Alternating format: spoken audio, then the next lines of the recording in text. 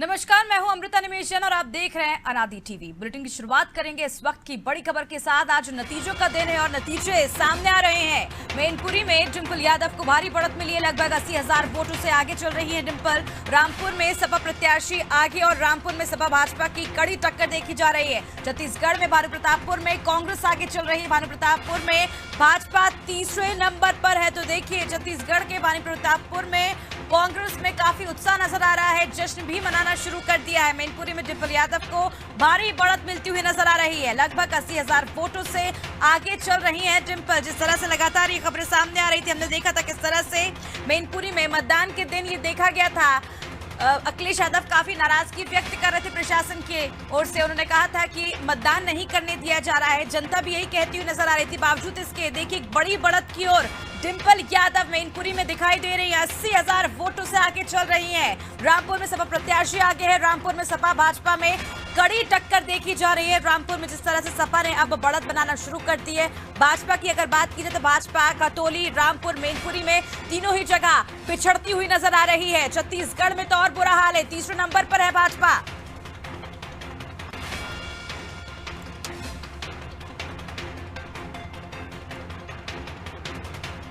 ज्यादा जानकारी के लिए हमारे साथ याकूब पासा लाइव जुड़ चुके हैं। याकूब, जिस तरह से हम देख रहे हैं, दावा किया जा रहा था बीजेपी की ओर से कि इस बार चुनाव में बहुमत के साथ जीत दर्ज करेंगे, लेकिन यहां पर तीनों जगह बुरा हाल लग रहा है बीजेपी का। जी देखिए, बिल्कुल मैं आपको बता दूं अमृता, क्योंकि रामपुर में जो है 14 राउंड जो है कंप्लीट हो चुके हैं और 14 राउंड में जो है सपा यहां से 5100 वोटों से आगे चल रही है। तो वही भाजपा जो है लगातार जब से काउंटिंग यहाँ पे शुरू हुई है, मतगणना शुरू हुई है, तो पीछे ही है। सपा ने जो है पहले राउंड में 127 वोटों से जो है अपनी बढ़त बनाई थी और लगातार बढ़त बनाई भी है। 14 राउंड यहाँ पर कंप्लीट हो चुके हैं। 14 राउंड कंप्लीट होने में 5100 वोटों से जो है अभी सपा यहाँ से आगे चल रही है। तो वहीं जो है सपा प्रत्याशी आसिम राजा को 21,908 वोट पड़े हैं, तो भाजपा प्रत्याशी आकाश सक्सेना को 16,808 वोट पड़े हैं। तो सपा जो है अभी 5100 वोटों से यहाँ से आगे है, लगातार बढ़त बनाई भी है। अभी तक जब से जो यहाँ मतगणना शुरू हुई है तो सपा लगातार अपनी बढ़त बनाए हुए है। यहाँ जो कांटे की टक्कर है, अभी जो है 34 राउंड यहाँ पर 34 राउंड जो है काउंटिंग होनी है, तो जिसमें से 14 राउंड जो है काउंटिंग हो चुकी है, अभी 20 राउंड काउंटिंग अभी बाकी है। तो अब देखना ये होगा कि आने वाले समय में, आने वाले वक्त में क्या सपा भाजपा जो है यहाँ से अपनी बढ़त बनाएगी या सपा ही लगातार अपनी बढ़त बनाए रखेगी। अब ये काफी मुकाबले की टक्कर है, क्योंकि 5100 की भी बढ़त ज्यादा नहीं है। अब आने वाले समय बताएगा क्या भाजपा जो है सपा प्रत्याशी आसिम रजा को टक्कर देगी, क्या आने वाले समय में आकाश सक्सेना आगे हो सकते हैं, क्या अपनी बढ़त बना सकते हैं, ये आने वाला वक्त ही बताएगा। अभी तक जो है लगातार सपा बढ़त बनाई भी है, लगातार 14 राउंडों में कभी 6,000, कभी 3,000, कभी 4,000, एक 2,000 की जो है कम बेसी रही है। तो अभी जो है 14 राउंड पूरे कंप्लीट हो चुके हैं, तो 14 राउंड में जो है 5100 वोटों से जो सपा अभी आगे चल रही है, आसिम रजा आगे चल रहे हैं। हालांकि लगातार जो है सपा का आरोप था कि वोट पड़ने नहीं दिए गए हैं और सपा को जो है यहाँ से हराने की साजिश चल रही है, लेकिन ऐसा कुछ देखने को नहीं मिल रहा, क्योंकि लगातार 14 राउंडों की अब तक काउंटिंग हो चुकी है, लगातार सपा बढ़त बनाई भी है। अब आगे देखना होगा क्या सपा इसी तरीके से बढ़त बनाई रखती है या फिर बीजेपी जो है अपना पाला भारी कर सकती है। याकूब, जिस तरह से आप जानकारी दे रहे हैं, आप कह रहे हैं कि बीजेपी अपना पाला भारी कर सकती है। यहाँ पर हमने देखा था फायर ब्रांड नेता सीएम योगी भी यहाँ पर प्रचार करने पहुंचे थे और कई आरोप प्रत्यारोप का दौर शुरू रहा। हमने देखा था किस तरह से यहाँ पर सहानुभूति बटोरते हुए भी नजर आए थे आजम खान। क्या लगता है, क्या अब भी तस्वीरें बदल सकती हैं? जो नतीजा भी सामने आ रहे हैं, सपा आगे बढ़त बना रही है, क्या लगता है आने वाले समय में ये पासा पलट सकता है? जी बिल्कुल, मैं आपको बता दूं, अभी रामपुर शहर जो बहुमूल्य इलाके हैं, उन जगह की जो है यहाँ पे मतगणना हो रही है, तो उसमें जाहिर सी बात है कि आजम खान को जो है, आजम खान के प्रत्याशी आसिम रजा को जो है वोट काफी पड़ा है। हो सकता है कि कहीं ना कहीं 20वें राउंड के बाद जो जाकर जो है बीजेपी जो है अपना पाला भारी कर सकती है। अभी कुछ कहा नहीं जा सकता, क्योंकि अभी जो बीजेपी के इलाके हैं, अभी वहाँ की जो काउंटिंग है नहीं हुई है। ज्यादातर जो है अंदर शहर जब मुस्लिम इलाके हैं वहाँ की काउंटिंग अभी चल रही है, तो कहीं ना कहीं हो सकता है कि 20वें या 25वें राउंड में जाके जो है बीजेपी अपना पाला यहाँ से भारी कर सकती है। याकूब, जिस तरह से जानकारी मिल रही है, सपा अभी 127 से बढ़त बना रही है, बीजेपी कहीं ना कहीं पे चढ़ती हुई नजर आ रही है। क्या लगता है कि बीजेपी अब भी अपनी जीत को लेकर उतनी ही आश्वस्त नजर आ रही है जिस दौरान प्रचार के दौरान नजर आई थी? जी बिल्कुल, बीजेपी कार्यकर्ता अभी पूरे तरीके से सब आस लगाए हुए हैं, क्योंकि अभी जो है उनके गढ़ के जो वोट हैं वो खुलना बाकी रह गए हैं। तो कहीं ना कहीं बीजेपी आस लगाई हुई है, क्योंकि अभी 51 की बढ़त है। सपा की तो इतनी बड़ी बढ़त नहीं कहा जा सकता। कहीं ना कहीं हो सकता है कि बीजेपी मात भी दे सकती है सपा के कैंडिडेट को। अब आगे देखने वाली बात होगी, जब 20 या 25 राउंड जब हमारे यहाँ से निकल कर आएंगे, तब ये पता चलेगा कि ये जो है किसका पाला जो है यहाँ से भारी हो सकता है। बीजेपी का पाला भारी हो सकता है या फिर सपा का पाला भारी हो सकता है। हालांकि शुरू से अभी तक जो 14 राउंड की काउंटिंग कंप्लीट हुई है, तो उसमें जो है सपा ही अपनी बढ़त बनाई हुई है। याकूब, अगर देखा जाए तो रामपुर की सीट सपा के लिए काफी महत्वपूर्ण है। आजम खां काफी लंबे समय तक यहाँ से चुनते आए हैं विधायक, और अब ऐसे में देखा जाए तो क्या लगता है कि आने वाले समय में अगर सपा यहाँ से जीत दर्ज नहीं करती है तो क्या कुछ इसका आगे भविष्य होगा? कि देखिए, मैं बिल्कुल बता दूं, आजम खान यहाँ से 10 बार विधायक रह चुके हैं। लगातार कंटिन्यू जो है आजम खान इस सीट से जीतते चले आए हैं। अब अगर इस बार जो है बीजेपी के खाते में ये सीट जाती है, तो जाहिर सी बात है कहीं ना कहीं आजम खान को इसका बहुत बड़ा झटका भी लगेगा और दुख भी होगा, क्योंकि बहु इलाके क्षेत्र है, तो इसमें ज्यादातर जो है आजम खान ही आज तक जीतते चले आए हैं। अभी तक जो है बीजेपी की सीट यहाँ से विधानसभा 37 से नहीं निकली है। तो इस बार अगर अगर आजम खान हारते हैं, तो जाहिर सी बात है उनके लिए बहुत नुकसानदेह ये हो सकती है सीट का भी। क्या समझे याकूब, जिस तरह से आप बात कर रहे हैं, बता रहे हैं कि अगर आजम खां यहाँ से हारते तो एक बड़ा झटका आजम खां के लिए होगा, तो आने वाले भविष्य में कहीं ना कहीं उनका करियर जो है वो राजनीति की और बढ़ता हुआ नजर नहीं आएगा, क्योंकि रामपुर ही उनका गढ़ माना गया हमेशा से। और हमने देखा था प्रचार के दौरान उन्होंने तमाम तरह के, कई बार वो अपना गुस्सा भी जाहिर करते हुए नजर आए थे, कई बार उन्होंने सहानुभूति में बटोरने की कोशिश की थी, कई बार उन्होंने आंसू भी झलकाए थे। क्या लगता है उसके बावजूद भी क्या जनता उन पर एक बार फिर भरोसा करेगी? जी मैं आपको बता दूं, आजम खान ने यहाँ पर चलिए, बहुत बहुत शुक्रिया याकूब तमाम जानकारी की। तो आपको बता दें यहाँ पर मैनपुरी में डिंपल यादव को भारी बढ़त मिलती हुई नजर आ रही है, और इसके बाद रामपुर में सपा प्रत्याशी आके है। और अब देखने वाली बात होगी कि बीजेपी आने वाले समय में क्या कुछ उलटफेर नतीजे देखने को मिले।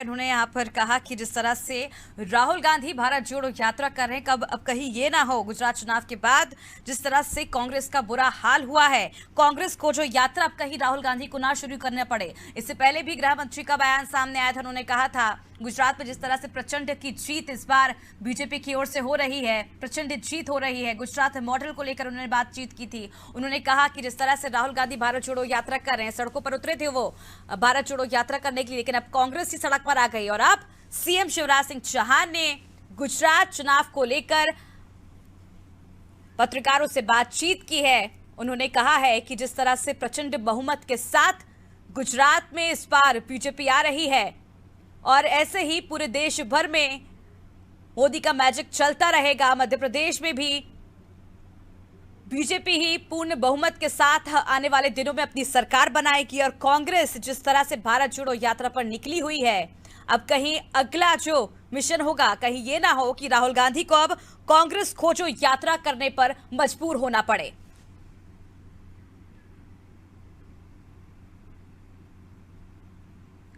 तो लगातार हम आपको अनादि टीवी के माध्यम से पल पल की अपडेट पहुंचा रहे हैं। जिस तरह से गुजरात में हमने देखा किस तरह से वहां पर तमाम तरह के स्टार प्रचारक पहुंचे थे बीजेपी की ओर से, और काफी माहौल बनाया गया था बीजेपी पक्ष में। इनका एंटी इनकम्बेंसी की अगर बात की जाए तो विपक्ष काफी ज्यादा हावी था, लेकिन बावजूद उसके देखिए आज नतीजे हैं, जनता बोल रही है। गोधरा की बात की जाए तो गोधरा में भी जनता का सिर्फ एक ही कहना है कि 20 साल हो चुके उस कांड को, और अब यहाँ पर जो सिर्फ जरूरत है वो रोजगार की है, शिक्षा की है, जो सरकार से उम्मीद लेकर मतदाता इस बार मतदान करने पहुंचे थे। और हम तस्वीरें आपको लगातार दिखा रहे हैं किस तरह से पीएम मोदी ने इस बार ताबड़तोड़ प्रचार किया था, गुजरात में रोड शो किए थे। उत्तर प्रदेश की बात की जाए तो उत्तर प्रदेश में भी योगी आदित्यनाथ ने कोई कसर नहीं छोड़ी थी, गुजरात भी पहुंचे थे। वो फायर ब्रांड नेता माने जाते हैं बीजेपी के, वहां पर प्रचार करने पहुंचे थे। जिस तरह से गंभीरता से बीजेपी हमेशा चुनावों को लेती, उसका नतीजा ही गुजरात चुनाव में इस बार देखने को मिल रहा है।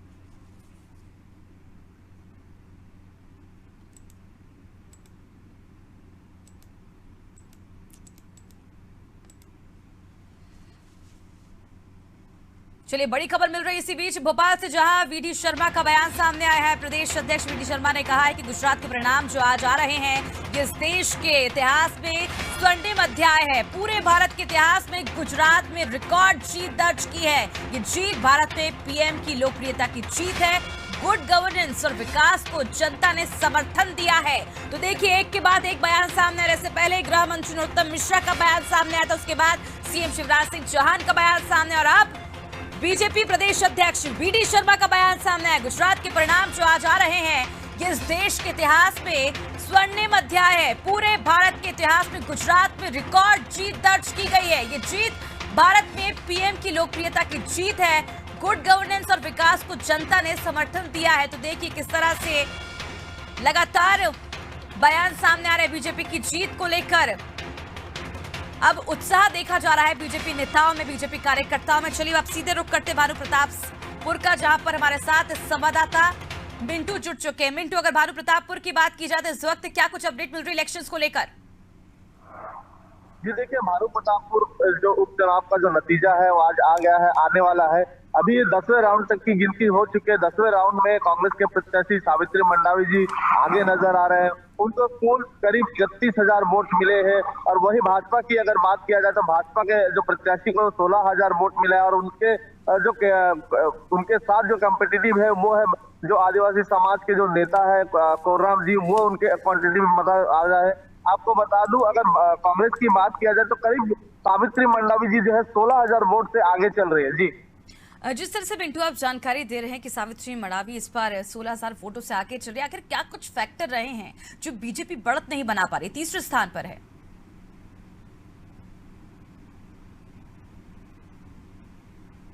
जी मिंटू, क्या मेरी आवाज आप तक पहुंच पा रही है? जी जी पहुंच रही है। मिंटू, ये आपसे समझना चाहेंगे, जिस तरह से 16,000 वोटों के साथ सावित्री मंडावी आगे बढ़ रही हैं, लेकिन बीजेपी का काफी बुरा हाल है, तीसरे स्थान पर है। क्या कुछ फैक्टर्स है जिसकी वजह से बीजेपी पिछड़ती हुई नजर आ रही है?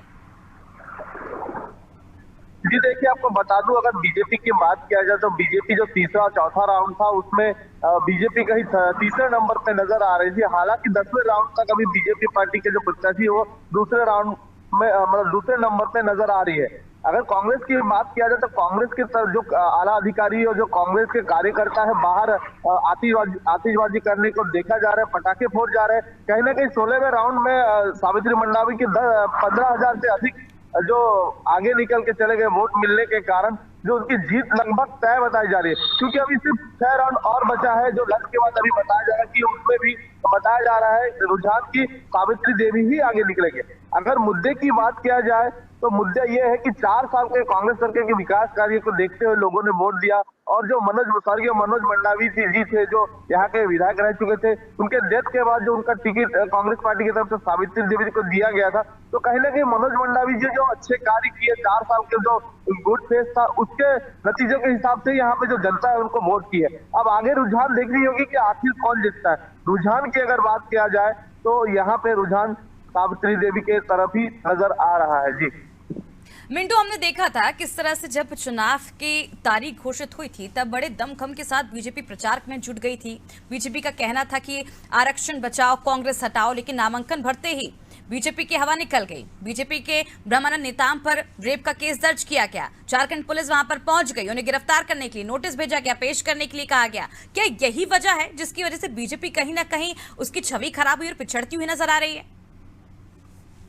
जी देखिए, बीजेपी प्रत्याशी जो ब्रह्मानंद नेताम है, नामांकन भरने के बाद से ये उनके खिलाफ एक दुष्कर्म का आरोप लगा था, जिसको लेके कांग्रेस के जो तमाम लोग हैं उन्होंने बढ़ चढ़ के इसको बढ़ाया। जिसको कहीं ना कहीं लगता है कि बीजेपी के जो नुकसान हुआ, वोट में जो कमी हुई है, उसको लगता है कि जो उनके खिलाफ जो आरोप लगा था उसको देखते हुए जनता उसको नकारी है। और आगे अगर बात किया जाए तो लोगों के मन में एक ऐसा विचार भी था कि जिनके खिलाफ एक दुष्कर्म का आरोप लगा है उनको किस प्रकार से वोट दिया जाए। हालांकि सावित्री देवी जो है ये एक शिक्षिका थी, उन्होंने कभी राजनीति में अपना कोई कदम नहीं रखा था। हालांकि राजनीतिक करियर से बहुत दूर रहा करते थे। जब से उनको टिकट मिला है तब से वो ये आस लगाए बैठे थे कि वो जीतेंगे। और कहीं ना कहीं कांग्रेस पार्टी के तमाम जो नेता थे सबका कहना था यहाँ पे कांग्रेस ही आएगा।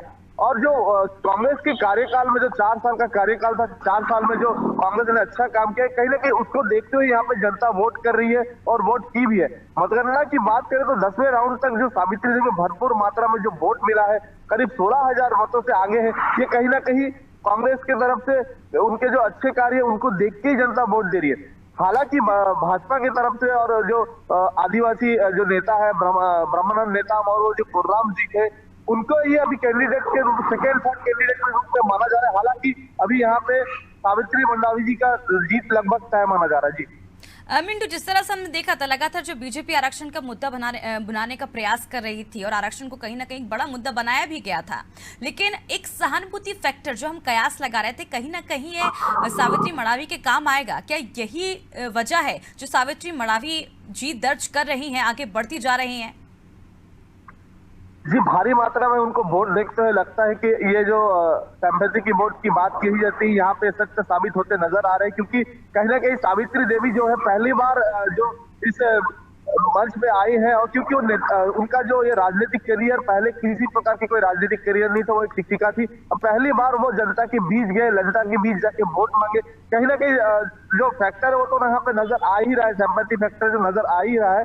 और कहीं ना कहीं यहाँ पे जो धुआंधार प्रचार हुआ कांग्रेस पार्टी की तरफ से, जो तमाम नेता आए हैं जीत के दावों के साथ मैदान में उतरी है, उनके 4 साल के कार्यकाल को देखते हुए भी यहाँ पे शायद वोट किया जा रहा है। आपको बता दूं, ब्रह्मानंद नेताम ने 2008 में नेताम जी को, जो सावित्री देवी के पति है, जो स्वर्गीय मनोज मंडावी जी, उनको कई अधिक वोटों से हराया था। हालांकि 2013 में ही जो मनोज मंडावी है उन्होंने ब्रह्मानंद नेताम को हराए थे, जिसके बाद से अभी ये सीट जो खाली हुआ है, उसके बाद अभी ये सीट में जो उम्मीदवार तगड़े नजर आते हैं वो सावित्री देवी है, क्योंकि बहुत भारी मात्रा में उनको आगे मत नजर दिखाई दे रहा है। जी मिंटू, ये भी समझना चाहेंगे जिस तरह से सर्व आदिवासी समाज के अकबर राम कोराम तीसरे नंबर पर अब खिसक गए हैं, कि यही वजह है जो बीजेपी के वोट कटे हैं? देखिए, बीजेपी के वोट काटने का अगर मुद्दा कहा जाए तो कहीं ना कहीं उनके ऊपर एक जो आरोप लगा था ब्रह्मानंद के ऊपर कि उनके खिलाफ एक रेप का आरोप लगा था, उसको भी कहीं ना कहीं यहाँ पे बड़ा फैक्टर देखा जा रहा है, क्योंकि सर्व आदिवासी समाज ने दोनों ही पार्टी का बहिष्कार किया था, क्योंकि आरक्षण को लेकर कांग्रेस सरकार ने जब से कटौती की गई थी, जिसके बाद से जो सर्व आदिवासी समाज या समाज के लोग थे वो काफी भड़के हुए थे, जिसको लेके उन्होंने हर क्षेत्र से एक कैंडिडेट खड़े करने की बात कही थी। हालांकि नामांकन के समय किसी एक कैंडिडेट को सर्व आदिवासी समाज की तरफ से यहाँ पे खड़ा किया जा रहा है, कुर्राम को खड़ा किया था। कुर्राम को भी भारी मात्रा में यहाँ पे वोट मिले, तो आप सोच सकते हैं कि आदिवासियों का कितना दबदबा है, क्योंकि कहीं 16,000 वोट भाजपा के प्रत्याशी को मिला है। वही जी मिंटू, जिस तरह से आप जानकारी दे रहे थे कि जो सावित्री मंडावी हैं वो कभी राजनीति से नहीं जुड़ी, सिर्फ उनके जो पति थे वो ही राजनीति में रहे थे, लेकिन अब उनको जनता के बीच जाना पड़ेगा। अगर वो चुनाव जीतती हैं तो अब उन्हें जनता के बीच जाना पड़ेगा, राजनीति में एंट्री करनी पड़ेगी चुनाव के बाद से। चलिए, फिलहाल हमारा संपर्क संवाददाता से टूट गया, लेकिन आपको बता दें कि कांग्रेस की परंपरागत सीट कही जाने वाली छत्तीसगढ़ की भानु प्रतापपुर विधानसभा सीट पर आज फैसला होने वाला है। कांग्रेस एक बार फिर इस सीट पर कब्जा जमाने के लिए आगे बढ़ रही है 9वें राउंड के बाद। यहाँ हालांकि 10 राउंड हो चुके हैं और इसमें सावित्री मंडावी कई वोटों से आगे चल रही हैं। वहीं भाजपा उम्मीदवार ब्रह्मानंद नेताम ने 7वें राउंड में पिछड़ने के बाद एक बार फिर बढ़त बना ली और तीसरे स्थान पर सर्व आदिवासी समाज के अकबर राम कोराम तीसरे नंबर पर खिसक गए। अब देखने वाली बात होगी, जैसे जैसे समय बीतता जा रहा है तस्वीरें साफ होती जा रही है और कहीं ना कहीं ये कयास लगाया जा रहा है वोटों की गिनती देखते हुए कि अब भानु प्रतापपुर में एक बार फिर कांग्रेस ही सत्ता में वापस आएगी। चलिए, इसी के साथ मुझे दीजिए इजाजत और आप देखते रहिए अनादि टीवी। नमस्कार।